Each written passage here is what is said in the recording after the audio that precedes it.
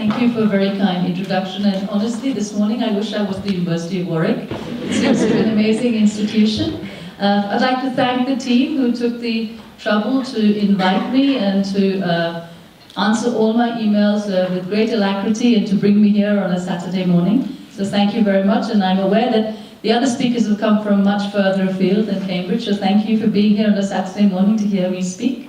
Well, most of all, thank you to the audience who could be doing far better things on a sunny morning in the UK, which we have so few of, so thank you for being here this morning. I'm also struck looking at so many people from India here thinking of, I apologize, when we're old we always want to be young, certainly, so I think to my undergraduate days, which were at Delhi University, and I think how amazing that you have the opportunity to come and study abroad. I mean, I had to wait till I got a graduate degree to come to the UK to do my PhD, and I think it's very exciting intergenerationally for us to learn about how the world views us. So you're here as 18, 19-year-olds studying, contributing. It's taken me 25 years to go back and do research in India. It was a longer route, and I think what's exciting is that you can do it much more quickly. Partly that's technology, partly that's globalization, but mostly it's your ability and intelligence. So thank you very much, and I hope to learn far more from you than I'm going to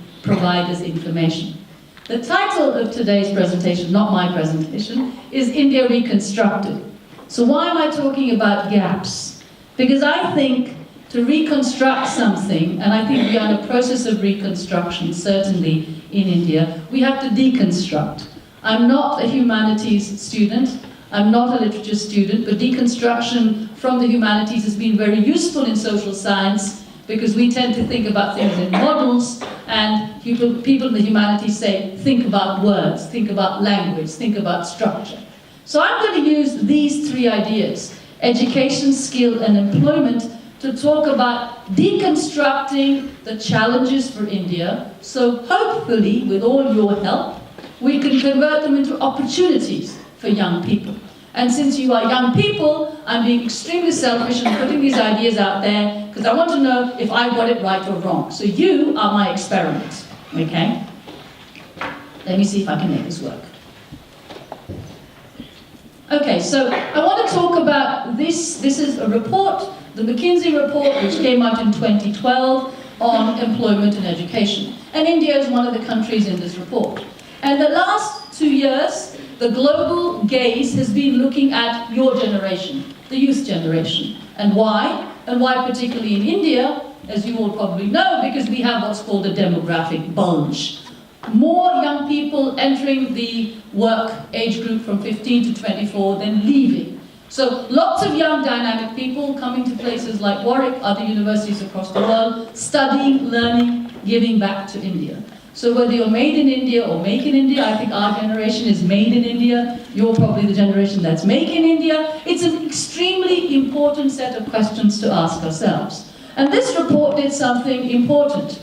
It talked about a number of things that are happening in education and in the employment world. So the links, if you like, is you go to school, you all went to school, you then went on to university where you are now, and you're acquiring skills. And then you're going to go out and make lots of money and lots of discoveries and you're going to be employed. That three-way link is the one that I'd like to talk about. Does everyone get educated? Is that education effective to have skills? Are those skills transferable and can you get employed? And India has made huge advances in all three, but it has huge challenges in all three as well. And this report globally locates the difficulties, not in Warwick, of course you have no institutional problems in Warwick, but educational institutions need to provide people the skills to gain employment. That link needs to be made, that you learn, you pass your exams, but that exam is not in itself. So many people say, oh, I did the exam and I forgot all about that subject. Clearly not any of you, I'm sure you all remember every single subject that you've studied, but very often you take an exam and think, ho gaya ji, wo kabhi nahi padhna, throw it away, right? That's not what we're talking about. We're talking about ways of thinking. And Ranjini is going to talk a lot more about the soft skills. I'm trained, as I said, as a social scientist, and for my sins as an economist, so I'm not going to go into that terrain, but just to talk about that link. And today, globally, but particularly in India too, this is very important. We have problems matching educational levels to jobs. So India's just gone through a very successful Sarva Shiksha Abhiyan. We've pushed up our records of people finishing the primary sector. 96% of India goes to primary school and completes. Slightly less finishing the secondary sector. But when they enter the market for jobs, there aren't the jobs for them. Now that's bad enough. Second, they can't even get the jobs that their parents got with the same level of education. So their economy has moved on. So that's a double problem. One, mere ko naukri nahi milti. Phir, the second is your mother says, but mere ko to naukri mil gayi and I'm only 8th pass. Now that's a double problem in society. Right? So if you think about the challenge for the bottom half of India, it's to get a job. For the top half of India, it's to make the jobs. Lots more Naukri.coms. I'm delighted that Victor Nani is on K. Lots more Naukri.coms, lots more opportunities to try and make that change.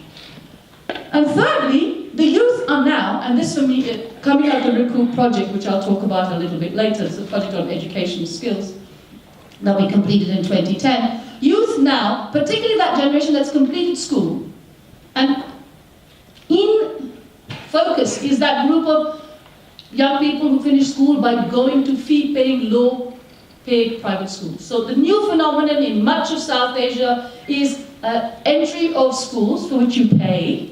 So you're paying not 10,000 rupees, but maybe 500 rupees, but for a poor family that's still a substantial amount of money.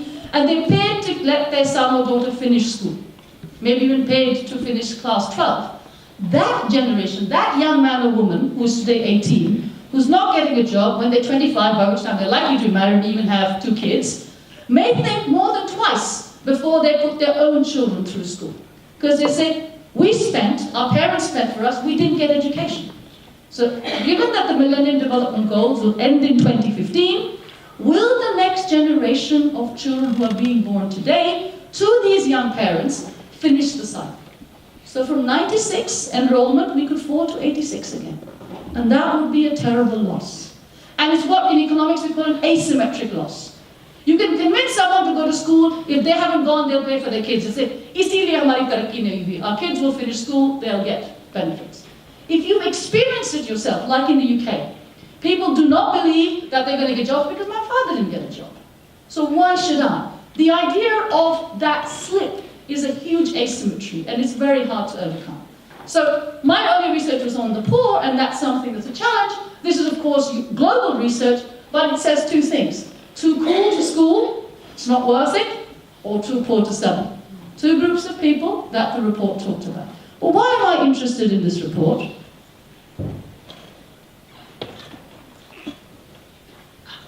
Well, there's the report. Because of the picture, that's more fuzzy. That's the cover of the report. You can look at it. It's very cool. But here in the corner, if I can... That's a young Indian, according to the blurb. And it says, "I am a web engineer." And he's sitting outside one of India's many temples, many temples, with earphones in his ears. And I found that a very interesting picture, but try as I could, that was not one of the pictures that was on SlideShare. So go onto the report and have a look at that picture. It's really cool. He's got all his cast marks, he's got his earphones. He's a mixture of modernity and tradition. And that to me is interesting, that you can put pictures like this up and say, is this a possibility? So that's the picture that led me to present what I'm going to do now. Okay, so this is a summary of the McKinsey report, which came out in India. And using ILO and other data, that's the International Labour Organization, which Mint brought out, Life Mint's online magazine. So this is an issue that's interesting. Why is it interesting? Because it places South Asia together.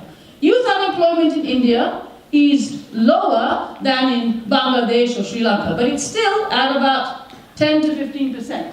That's 10 to 15% who finish education don't get jobs. In terms of labour participation, one of the lovely pictures earlier talked about men and women.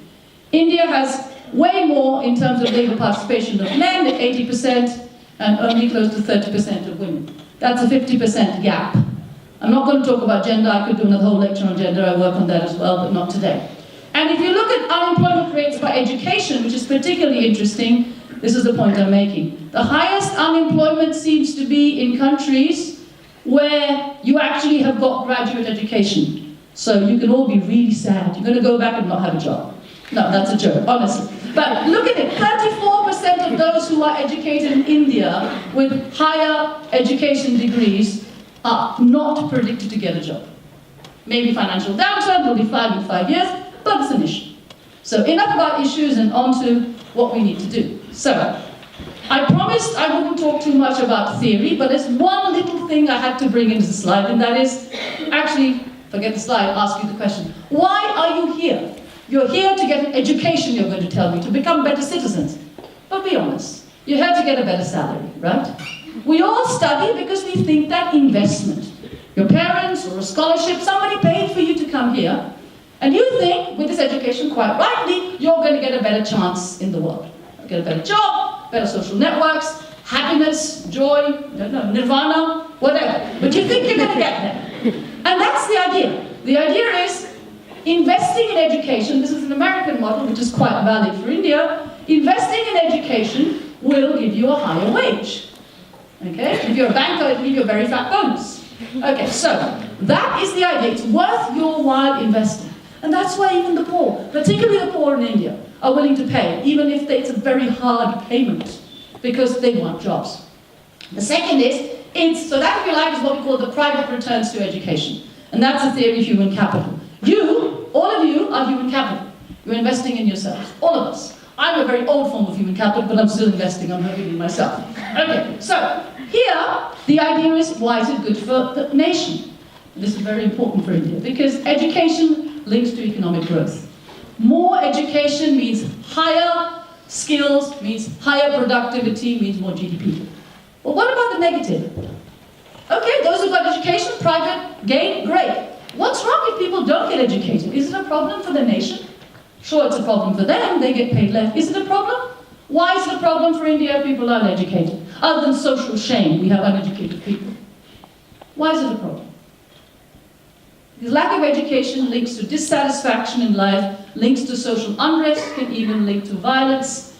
Many countries, fortunately not in India, but other parts of the world, we look around ourselves, and that's the case.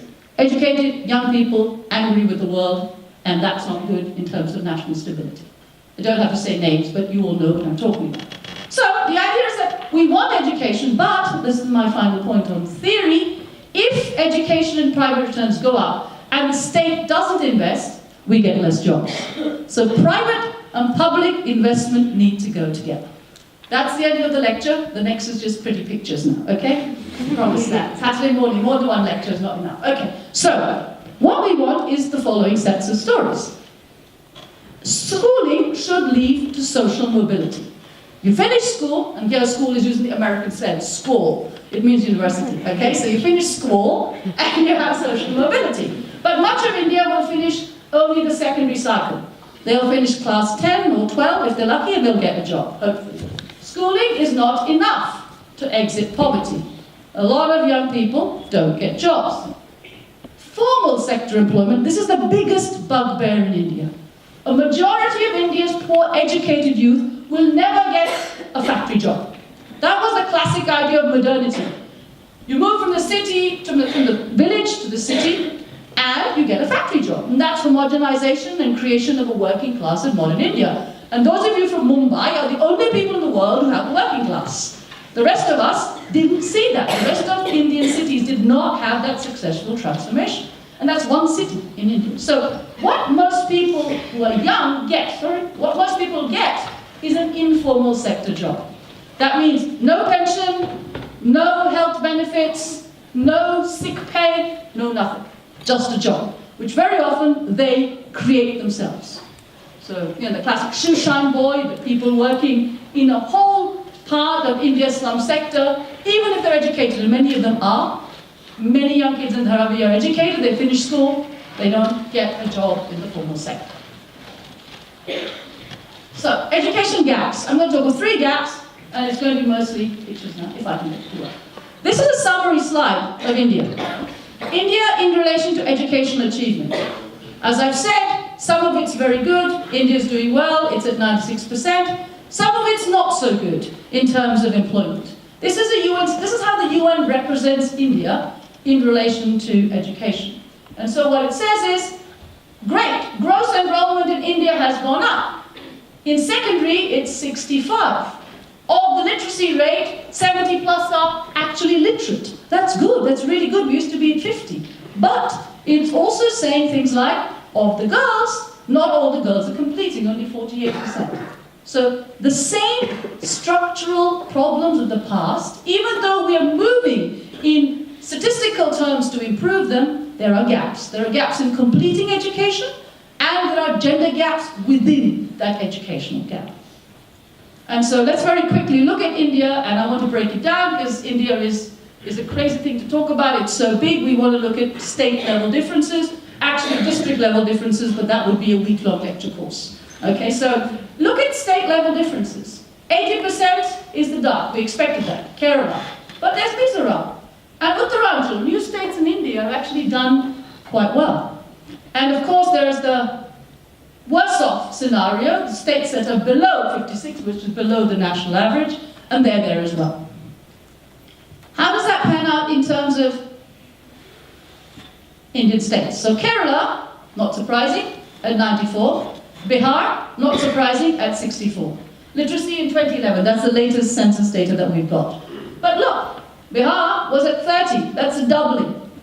So let's not, be mean in our praise. That's massive, that's doubling your education in Bihar.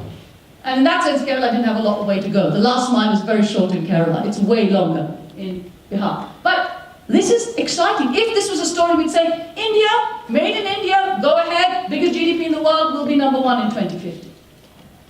Let's not be so ready to shoot off the mark, because, as I said, this is dependent on having transferable skills and getting employment. And moving forward. Okay, so learning gaps. We are schooled. India is schooled in the sense that we go to school. In somewhere, okay. But, and this is ASAR data, which you'll be more familiar with. This is Pratham, the organization in India that does dipsticks. They go around every single district in India and do basically reading and numeracy tests. And so while India is schooled, while kids go to school, we have an issue with skills. By skills, I don't mean soft skills, I mean simply the ability to do things, not just to sit in the classroom. In Standard 3, the percentage of children who can read a word, that should be something you do at the end of class 1. So there's a 2-class gap here. But of the number of percentage of children in Standard 3 who can read words, in the private sector, 78, average 60, government sector, 52. We already have a skill gap between these two. Not all private sector schools are marvelous. You have the top end private sector school and the bottom end private sector school. But the bottom end private sector school is, I know this from research, far less, even in terms of physical structures. But there are teachers in the schools and kids are going. It's a difficult choice. A smelly school in the back of somebody's house, or a nice school with a playground but no teacher. Tough choices. We shouldn't have to make these choices, but these are the choices. But it's true that you have only 78, and that's way low. You don't want to be at 78% who can read. In class 3, this is not your secondary sector. We take this through to, we take this through to Standard 5, and this is important. They're finishing primary school. Everyone knows the shift from primary to secondary is a tough one.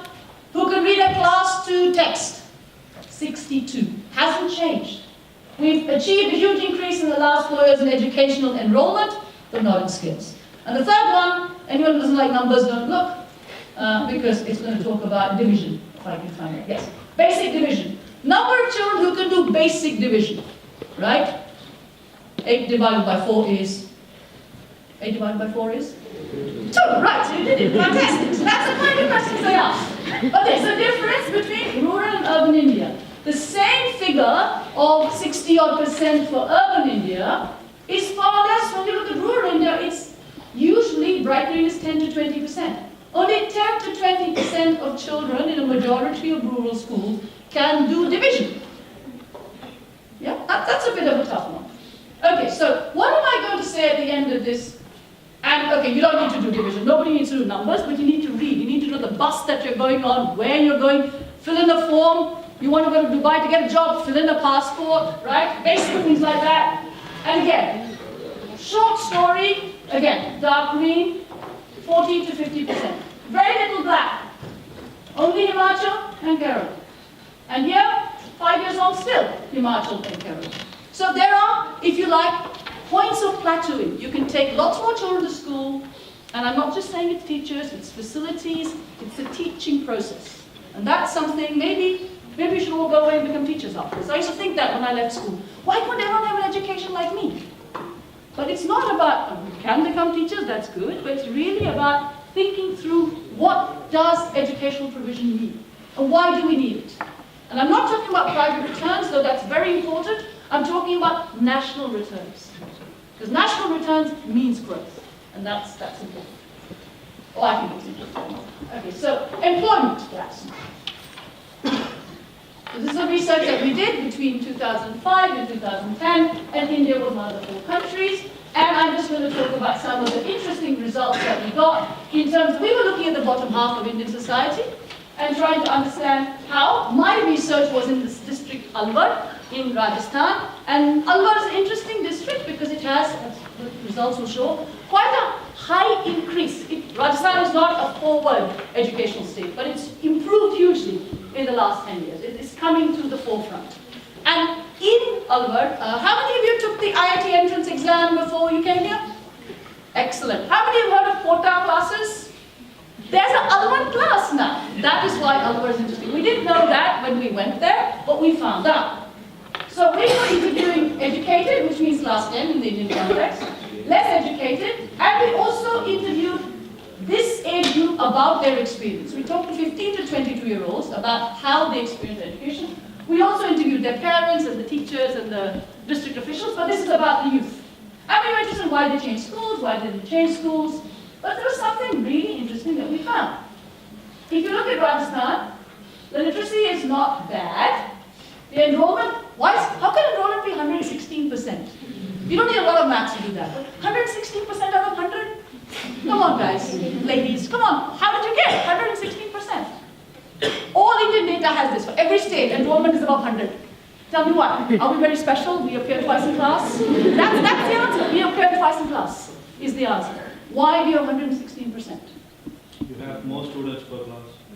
But then there's only one student, so it's 100% of the children coming. That's true, but there's something more.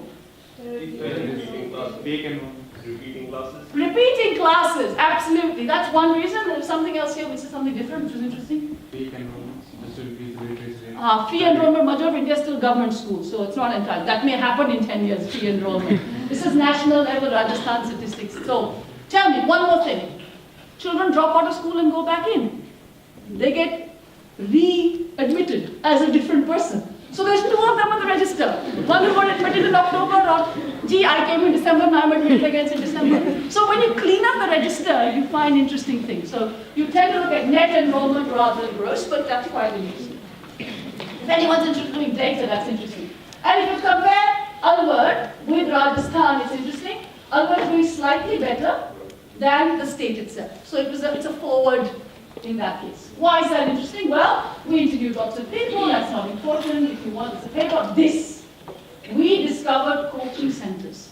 We discovered 14 to 16-year-olds stopping the secondary school cycle, moving from secondary school to a coaching center. And the coaching center, incredibly entrepreneurial. Talk about entrepreneurship. 2 for 1 जी हम दे देंगे आपको, 2 for 1. 2 for 1 का मतलब क्या है? What is 2 for 1? You can do class 11 and 12 in 1 year. Of course, I was very interested. And you can imagine the private sector in India is quite protective about what it does. So I had a big question. If any of you want to do research, one of the big things you ask is research ethics. So now I wanted to know about this school, which called itself Kota School in Alwar because it wanted the brand. But it's not part of our research because we're looking at the bottom half of Alwar students. Not any of them have the money or the ability to get to this school. So I was very bad. People it will be recorded for posterity. So I said to my research team, how do we find out about the school? They said, you have to become a parent. Such dhajke mein gayi. I went to the school. I said, मैं दिल्ली में रहती हूँ, and my son, who is not studying very hard, and my son's outside. Thank God he doesn't know I'm going to say this. And of course he studies in the UK. So this is a non-existent son who apparently was 15, who has to come to this class. And they gave me forms and fees, and it's a lot of money. Right? It's many, many thousands. And the results, I mean, if you think everyone was getting the benefit, it would be great. It had good results, it had discipline. The parents were very happy because ji entrance exam के लिए prepare कर रहे हैं. Very important that the child will get an engineering degree, not just a BA, which doesn't mean a job. And the center said, the schools, no innovation. We are doing innovation. And it's true, I went at 6 a.m. in the morning to the school on a Saturday. You all took a few minutes to come. They were all there, the kids. 6 a.m. in January, in the cold of Rajasthan, they were standing. You have to go to a class. And some of these kids do that before they go to regular school. Others have dropped out. Now, unfortunately, not one child from Kota Stroke Alvar School coaching center has got into the IIT entrance. So there's all these people who paid money. I'm not saying it's a fraud school, not at all, but they haven't got in. So there is an issue of skills. These teachers are working really hard. These kids are working really hard, but they haven't made it to the top level. And the downside is, well, why not? And the reason seems to be because they don't provide real education. They may do profit, that's not fair. I think that's somebody who didn't get the results they wanted. But this is because there isn't any overall development. These kids may actually take the entrance, but they don't know the CBSE course fully. And our CBSE courses or state boards are not great, but they're not bad. I mean, actually you learn physics, chemistry, and biology. We interviewed one young man who was 18, who went to one of these coaching centers, who actually got admission in a regional college. He had a chemistry book in front of him. My colleague, and this work was done with Probe, the Delhi organization, which brought out the Probe report on education, so they're very well regarded. And she's older than me and knows the field very well. And she asked him, she said to him, what's in your chemistry book? Can I ask you some questions? And he said, of course. So he gave her the chemistry text. And she asked him the question, and he repeated it by rote. He had learned paragraph after paragraph after paragraph. So he passed the exam. But heaven forbid he becomes a chemist, right? Thank God he wasn't doing medicine is all I was thinking. But in all seriousness, it is a concern. So not yet a quota class, caters for some, not for all, not deliberate. So this is what I mean, and this leads me to my final bit, which is, do I have 5 minutes or are you going to kick me out? Okay, skills gap. So this is data, much more recent, business standard data, about the challenge for India. If I'm talking about the past, you can say, oh, we'll sort it. No, we won't. We don't have enough teachers, we don't have enough jobs, and it's a pretty whopping gap that exists. So if you thought the education and employment gaps were poor, the skills gap is one big chasm. Look at that. In every sector, this is not millions of rupees, this is millions of people. We will have a gap in each of these services by so many million. That's what we need to fill up the sectors. That's a lot. Now, we're very good with demographic dividend. We have lots of young people, but people doesn't mean jobs. You have to link the people to the skills to the jobs. And here's the last bit of my presentation, what we're doing at the moment. So the thing that we're doing is thinking maybe, like many, we believe that telecom and communication strategies may be, so we're not opening a Khan Academy. There's already a Khan Academy that does that. We're thinking, how do young people get information? And of course, of many countries in the world, India is among comparable with South Asia and Sub-Saharan Africa in terms of its connectedness. This is ITU, the International Telecommunications Union, which collects data annually as part of the UN system. And within that, it's probably interesting, digital natives. This has nothing to do with colonialism. Digital natives are kids. Kids who are born with IT to their fingertips. And India is only 1.8. And yet every single one of you has a mobile phone. Every single one of you is connected. But as part of India, you're a microcosm. But you're a very important microcosm. Because you show that it's possible and not impossible, that we're very savvy at doing technology. And yet there's this huge opportunity. I mean, China's 5.6. They started later than us. So if you think about that, countries are not more than 10, but one is 10 times less than 10. So that's something to think about. And so if you look at mobile penetration again, India is very, very small, 70%. Vietnam is 175. That means you have more than one SIM, one telephone per person, right? Okay, so what are we doing at the moment? I just want to wrap up on a positive note. We have a project which I'm working on, so this is me working with IIT Madras, and we're thinking of using smartphones as a way to measure the topology of ICT. How do we try and understand how dense the networks are? And of course everyone in India has a double SIM phone because everybody knows that the moment you get out of one place, you use another SIM. I went to Uganda to test this out earlier this year, or last year, sorry, 2014. And my colleague had 5 SIMs. And literally, every road he would stop the car, change a SIM, go further. I was absolutely amazed. He wasn't just a professor, he was a SIM expert. And he wasn't a professor in computer science, he was a professor in finance. Okay? And so we have linked up with the University of Pisa, which has an open app, public domain, to download something called Portaland. And it traces SIMs. You all know about iPhones and the problems of tracing phones, and nobody likes it, but this traces a SIM. And it doesn't trace the person. Anyone could have bought the SIM, you could be using it. It traces SIMs. And actually, this is a public plug. Any of you who have a smartphone, please go to the University of Pisa, download Portaland, and you can track yourself in real time. Where you're going, what you're doing. That's what we are engaging with. We think it's effectively a crowdsourcing approach. Everyone uses the internet, it's for free, but you can be mapped. I can't find out where you're going, you will get a result, ITU will keep a copy of it. We're using this idea to look at skills, employment, education gaps. This is not a plug for Portaland, they don't make any money out of it, unfortunately for them, because they're university. The data from the experiment will allow us to look at trace routes. You can see this from Google Maps, and we're doing that. But, we're at the moment with the beginning of the experiment. We've got young people in universities, regional engineering colleges in Tamil Nadu. We want to take this across to Punjab once we've rolled it out. They're the mentors. What we want to find out is what do young people in rural areas who can go to university because their parents have got money. 55% of rural India is non-poor, i.e. they're middle-income country. That means they make more than $20 a day. It's a lot of money in Indian terms. And these are going to be the mentors. They got to the regional engineering college. Do they want to go there? So we're going to have a system, and IIT Madras has a rural technology hub that does this in real time on your phone, an app to be downloaded. These kids say, how do I get? Do I go to Kotak class or do I go to Alwar class? Where do I go to get into the IIT? What did you do? It's the same thing as you probably did in real time when you went to a coaching class, asked your seniors, what are the books I should read? But they will then link themselves to the IIT mentors who have more information. I don't want to do engineering. Does this sound, I mean, 3 Idiots in the film is going to be discussed later, other things. Engineering nahi karna, to phir medicine kar lo. Excuse me, I want to do literature. What? Literature? Never get a job. What happens if I want to do literature? I can't ask my parents. I talk to someone, the engineer says, I didn't have that option. You talk to IIT. They are linked to advisors, maybe people like Ranjani, who can say, look, you can get a job if you do literature, because you can write, and writing is important. So we're just in the pre-pilot stage.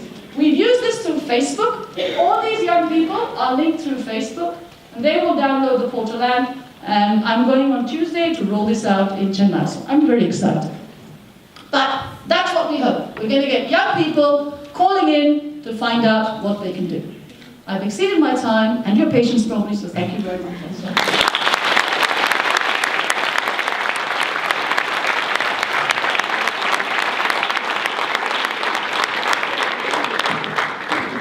The floor is open to the audience for any questions that they would like. We have some time for a few questions. Anyone? Yeah. And please introduce yourself. So I can... Yeah, I'm Aman, I'm doing MS Economics, and I'm from Alwar. Perfect. And you graduated from the Alwar class? No. Okay, fine.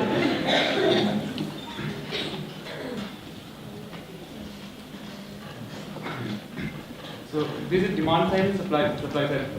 I'm from Alwar, so I know what the situation in Alwar. There's lots of, because it's in NCR, so there's lots of money coming in, people are getting money which they've never seen. I've seen people counting money outside the banks and they don't know how many years are in the money they have. So they're investing lots of money in the education of their kids, but there's no demand.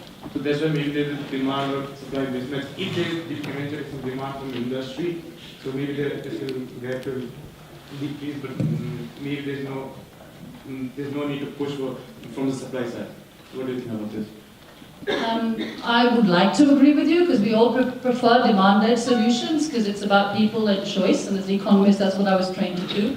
But my concern is the level of provision in not just Alwar, but because we studied that, I'll stick to that area, is very uneven. And my concern it could become even more uneven. So let me give you an example. There are a lot of private schools that open up and after 2 years they close down.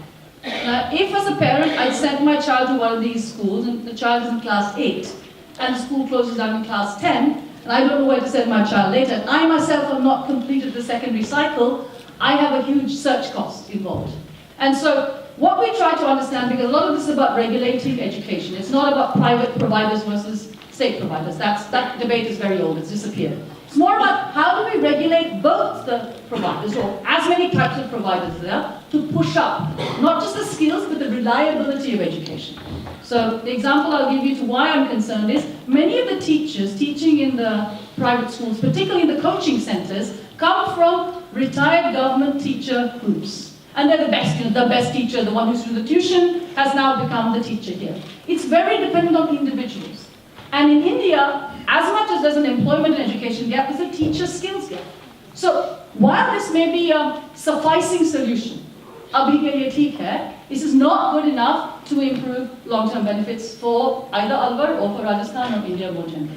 That's my concern about supply. Unevenness, but also the ability to disappear.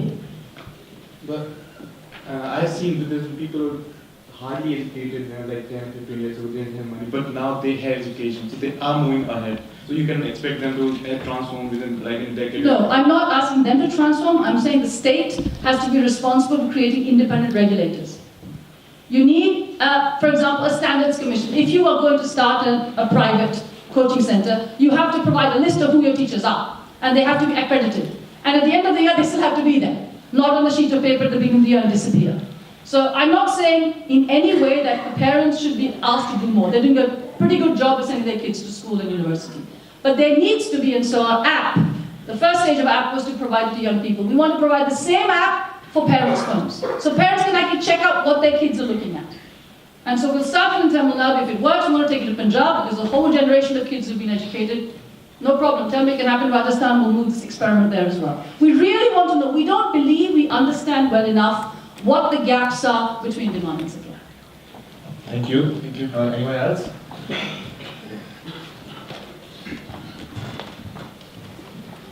So basically, when you're talking about the app, you are giving India a solution to get into. Ashok Junjunwala, IIT Madras is giving the solution. I'm just working with him. So with regard to this solution, I mean, like I was in New Jersey, and that was the first time I was in New Jersey. I saw an advertisement saying the literacy rate of New Jersey is 23%. I mean, like US has a very good education system, and they have 23%. And what gives you an assurance, you know, that India has a very bad. I mean, like, I'm not saying it's a bad, but it doesn't have the infrastructure, but what's the assurance that given this solution that India might move up in terms of it? Well, Ranjani may have more answers on the US, but I can say categorically the US does not have a uniformly good education system. In Washington, D.C. itself, it depends exactly on which postcode area you live in. State schools can be really bad or really good. That's equally true in London. This country doesn't have a great state education either. The reason is because the way in which education is provided depends on budgets of regional and local authorities. And that depends on the tax code in that particular area, because people pay taxes depending on the banding of their houses. And so different communities have very different government school provision in terms of quality of education. There are states in the US which have a much more dismal record than India, and there are states in the US which have a much better record. So it's very uneven, and what the United States did way back in the 80s was the idea of charter schools, where parents and teachers could manage the school rather than be managed by the state. And though charter schools have improved the satisfaction of parents about the school, the number of standard deviations, the number of times a child's average is improved over the performance is improved over the average is not significant. So there's a debate even in the US about the extent to which you can improve education. An app is not a magic bullet. An app is a tool to test where the gaps are. I'm not saying it's a solution, but if we believe that we have this huge opportunity at a time when India is talking about a technology revolution and mobile phone penetration has increased, if all of you use it, we want to see the extent to which it may be possible. So it's a first stage, as I said, it's a pilot experiment. But unless we're willing to work across sectors. So for me this is exciting because I'm an economist working with educationists and engineers. And all of us have solutions within our own sector. Cross-sector solutions between public and private are essential. And that has to be done. And I'm sitting in Cambridge, Ashok is in IIT, we spent 5 years talking about the problem. We think we might have one way to look into the problem. So if I have a magic solution, I'll set up a company, then you can talk to me about that. But for the moment, I don't. Thank you. Hello, my name is Rustam Petkar, and I work in London as an IT consultant. I'm basically from Maharashtra, city called Pune, which is very well known for education. My question. And variety. Oh, thank you. So my question here is, absolutely, the lecture was fantastic. So when we are comparing certain data, we are always comparing, or UN has compared it with Indian subcontinent countries, which most of the other countries probably look towards India as their role model, as Sri Lanka or Bangladesh. My question is, and of course partly you answer well, then you ask the question. When we are talking about India is growing and India is developing and catching up with Western, of course there are problems as we know. When we compare data like this, why don't we compare that data compared with Western countries like America or Europe or these countries? There's two answers. The simple answer is because the UN clusters country by geography. And because India is located in the South Asian region, we are compared with that. If you look at engineering journals, they will not compare India with South Asia. It's only the UN system, which is a particular form of classification. Nothing to prevent us moving it to others. And that's why when you look at the location, you say, the more serious question is geography has an impact, as you know better than me, sir, on information technology corridors, because you want to know how many deep sea constructions you've got to actually, so your network depends on how many of those you've got under the seabed. So in some ways it is interesting to look at geography, but it shouldn't be limiting. And also the point about India teaching or learning. We are having, as part of another project we're doing called Smart Villages, trying to understand how whole villages who are off-grid could use information by generating energy. And Nepal and Sri Lanka and Bangladesh might all have solutions. Because they're smaller countries and sometimes India suffers from being a big country, so the one thing that works in a single district may not work in the next district. And small countries sometimes have an ability to show us how to scale up, which we in India tend to get bogged down with very often. Thank you. We have time for one last question. My name is Alan. I study politics and international relations at the University of Warwick. The question I have is with regards to public education. While there are many political differences, all the governments have placed a premium on equality of access for public education. It is a system which has access. You've identified very clearly that there is a skills gap and a capacity gap. What reforms do you envision are needed for public sector education to sort of bring it on par? Because, as you very rightly said to the question before, private and public should not compete with one another. They should work together. It's such a big question. I think it's a 10-year research agenda, and the last 10 years I've just begun to scratch the surface of it. I think we're very quick to create models. We're not that good at collecting data that tells us answers, because we all, very often data collection takes time, it's messy, it's uneven. Public education is, as you absolutely rightly said, the bedrock of any modern society. We cannot have a society where people cannot understand each other. That's purely from your area. If you're doing a PPE, if you think about politicians, you want to be understood by everybody. Everyone has to have the same national purpose. And that's why the link between the public good in education and the private goods needs to be married together.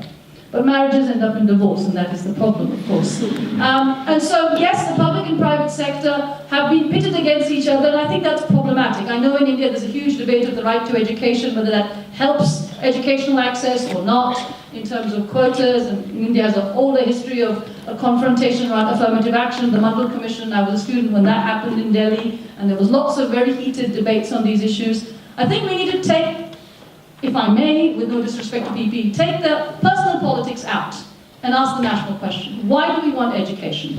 And if you look at the PISA table, that's the international testing methods that we've got. India is down there with Kyrgyzstan. I wrote a review in the Hindu Business Line 2 years ago when that came out. Somebody said, you must write a piece. And I said, why are we surprised? India is such a big country. If you look at China, they say, oh, it's number one. That's China, Shanghai. Right? China, Shanghai is like saying, we'll all meet Mumbai, Dhirubhai, right? If you're going to say the top school in the country, with no insults to any other Mumbai school, my nephew and niece go to Cathedral, I'm sure it's a good school. The point I'm making is that you can't compare a large group with a small group. So yes, there are some very poorly performing government schools in India. There are some excellent government schools. And when I made this point, I said, why can't every government school be a Kendriya Vidyalaya? And somebody came back and said, because it costs 7 times as much to create a Kendriya Vidyalaya. Aren't we willing to put 7 times as much? And if the budget is really an issue, shouldn't the partnership come in there? One of the most difficult things, and I teach institutions in my everyday business at the master's level at Cambridge, shutting down an institution is much more expensive than revamping it. It's like knocking down a troll is fine, but if you knock down all of Mumbai and want to rebuild Mumbai, that's going to be an expensive proposition. So absolutely, the way forward is to think of innovative solutions that build up the skill level. That's not the solution, that's the starting point. And then the point I made to the first question regarding Alba, we need to regulate. And I'm not asking for a government regulator or non-government regulator. I don't even mind if districts do social audit on this. But every kid who doesn't pass, something is wrong. And one of the things that came out of the Recoup study we were concerned about is how people measure success. And we'll leave this as a youth issue because parents said to us, "Bachche ko nahi mara, isliye bachcha fail hua." Now, if I'm in a world where I'm saying you have to beat children to study, then clearly there's something very wrong in the state of education, to rephrase that. Thank you, Dr. Fennell, for that informative talk. We're glad to have you amongst us in our open community.